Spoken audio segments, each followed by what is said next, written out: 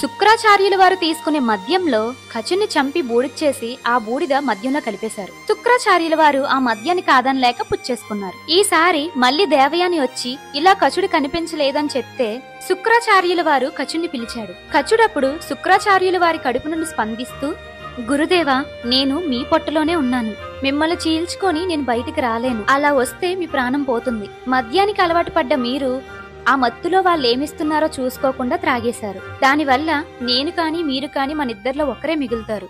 నేను మిమ్మల్ని చంపిన పాపాన్ని మూట కట్టుకోలేను. నన్ను మీలో ఇలాగే ఐక్యమైపోనివ్వండి. మంత్రం జపించొద్దు అని వేడుకుంటాడు. శుక్రాచార్యుల వారు మహా తపస్సాలి, మహానుభావుడు. ఆయనే మద్యం మత్తులో తప్పు చేశారు. ఈ సురాపానం వల్ల ఆయన మోసపోయినందుకు ఆయనే అసహించుకున్నారు. అప్పుడే ఆయన ఒక నిర్ణయం తీసుకున్నారు. ఎంతటి దారుణాన్నన్నా చేయించే మద్యపానాన్ని నేటి నుంచి నిషేధిస్తున్నాను. ఎవరైతే జ్ఞానం లేకుండా ఈ మద్యపానాన్ని సేవిస్తారో వారి నుంచి ధర్మం తప్పుకుంటుంది. వాళ్ళని అందరూ అసహించుకుంటారు, ఈసడిస్తారు. మద్యానికి బానిసైన వాళ్ళు జీవితంలో పతనమవుతారు. ఇది నా ఆజ్ఞ. దీన్ని అందరూ పాటించాలి. పాటించని వాళ్ళు సర్వనాశనమవుతారు అని శుక్రాచార్యుల వారు శాపం విధించారు.